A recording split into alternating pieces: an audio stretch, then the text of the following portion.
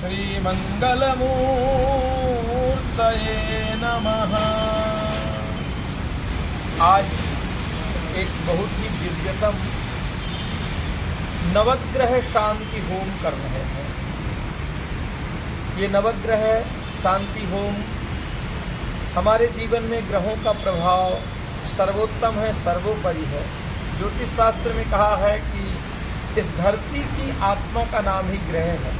अगर सूर्य नारायण नीचे आ जाएं तो संपूर्ण बिजली संपूर्ण प्रकृति एक क्षण में ही नष्ट हो जाएगी, कोई बचेगा ही नहीं। सूर्य नारायण ऊपर चले जाएं तो सब जगह बर्फ जम जाएगी, कोई जीवित नहीं बचेगा। तो इन ग्रहों का प्रभाव प्रत्येक व्यक्ति के जीवन में बहुत ज़्यादा होता है। और जब नवग्रह शांति होम करते हैं तो उन ग्रहों की कृपा, ग्रहों का प्रेम, ग्रहों की एनर्जी जीव के जीवन में आती है, जिससे धन की वृद्धि, लक्ष्मी की वृद्धि, ऐश्वर्य की वृद्धि, सुख शांति की वृद्धि, पुत्र पौत्र की वृद्धि परिपूर्ण होती है।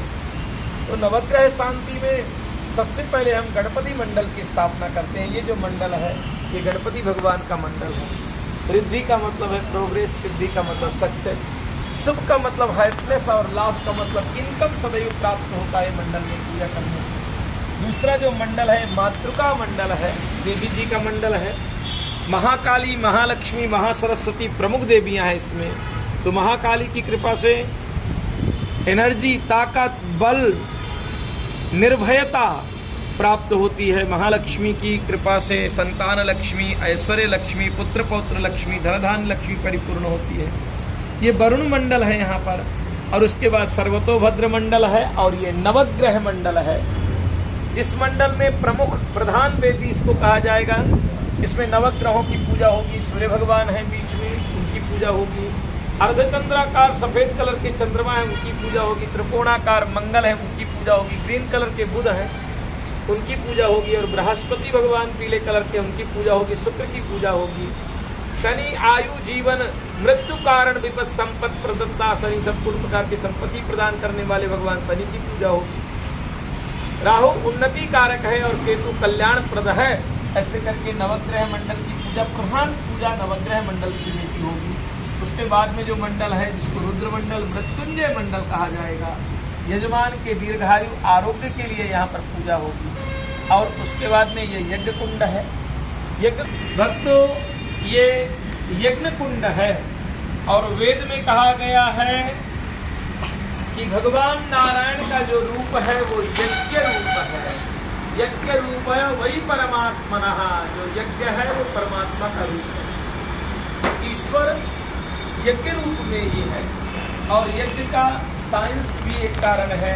यज्ञ से जो ऊर्जा निकलती है, एनर्जी निकलती है, वो यजमान के जीवन में, संसार के, प्रकृति के जीवन में सदैव पवित्र करती है प्रकृति को। गीता में भगवान कहते हैं कि यज्ञ प्रत्येक व्यक्ति को रोज करना चाहिए, क्योंकि यज्ञः भवति परजन्यः, परजन्यः अन्न संभवः, अन्नः भवति भूतानि यज्ञ कर्म समुद्भवः। यज्ञ से बारिश होगी, बारिश से अन्न पैदा होगा और अन्न से प्रत्येक जीव जिएगा। इसलिए यज्ञ भगवान का रूप है। यहाँ पर नवग्रह यज्ञ संपन्न होगा जिसमें संपूर्ण ग्रहों के लिए होम किया जाएगा। और वो होम यजमान के जीवन में सुख, लक्ष्मी, धनधान्य, पुत्र पौत्र परिपूर्ण करेगा। ऐसा यज्ञ का विधान है। श्री गणेशाय नमः। आज जो हम नवग्रह यज्ञ कर रहे हैं उस यज्ञ का फल क्या होगा, इसकी चर्चा हम करेंगे। पहले तो हम बताना चाहेंगे कि हर व्यक्ति बहुत भाग्यवान है। प्रत्येक व्यक्ति अपने जीवन में हर प्रकार के लक्ष्य प्राप्त कर सकता है, परंतु नवग्रहों का कुछ ऐसा अड़चन रहता है। छोटी छोटी चीजें, जैसे कोई स्वर्ण के ढेर के ऊपर ही बैठा है, परंतु उसको ज्ञान नहीं है कि मैं स्वर्ण के ढेर के ऊपर बैठा हूँ। उसके कारण क्या होता है उसके जीवन में कि कोई ग्रह की अड़चन है, चाबी उसके पास है, अंदर स्वर्ण का भंडार है, परंतु वो चाबी लगा करके उस स्वर्ण को प्राप्त कब कर पाएगा, जब ग्रहों की कृपा होगी। तो इन नवग्रहों की कृपा से ही व्यक्ति धनवान होता है। अगर नवग्रहों की कृपा नहीं तो संसार में कितने लोग मेहनत कर रहे हैं, कितना परिश्रम कर रहे हैं और सक्सेस नहीं हो रहे।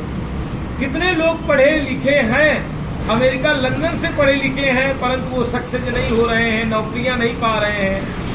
तो निश्चित तौर पर अगर हम नवग्रहों का हवन करेंगे तो व्यक्ति जो भी कर्म करेगा उस कर्म का 100 गुना उसको फल प्राप्त होगा। जो भी जीवन में अपने सोचेगा उसकी मनोकामना शीघ्र परिपूर्ण हो जाएगी। इन नवग्रहों का यज्ञ करने से, हवन करने से व्यक्ति के जीवन में उसकी मनोवांछित मनोकामना, किसी की इच्छा है कि मैं बहुत रईस आदमी हो जाऊं तो निश्चित तौर पे हो जाएगा, क्योंकि ये नवग्रह ही जीवन में सबसे ज्यादा लाभप्रद हैं। ये ज्योतिषियों का मानना है और ये प्रत्यक्ष देखा गया है कि जैसे ग्रह होते हैं वैसे ही जीवन चलता है। तो इस नवग्रहों की पूजा सर्वोत्तम है, सर्वोपरि है, इसलिए इस ग्रह की पूजा से शीघ्र लाभ होता है, ये बिल्कुल आत्मविश्वास के साथ में हम कह सकते हैं। इसलिए नवग्रहों की पूजा हमारे जीवन के लिए बहुत उपयोगी है। नमः।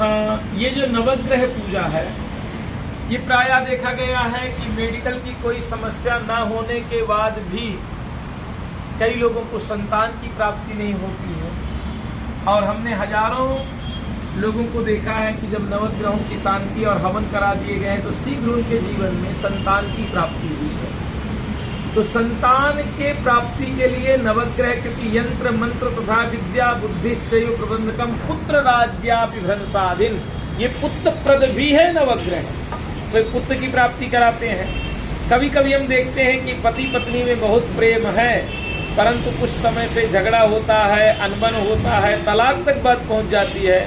शुक्र हमारे ग्रह हैं जो कि प्रेम प्रदान करते हैं, जीवन में लव, अनकंडीशनल लव, एक दूसरे से पति पत्नी से प्रेम, अनन्य प्रेम प्राप्त करते हैं।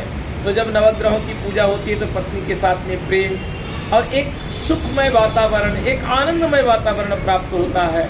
तो नवग्रह की पूजा संतान प्रद भी है और घर में सुख शांति प्रद भी है, ऐसा शास्त्र प्रमाण है।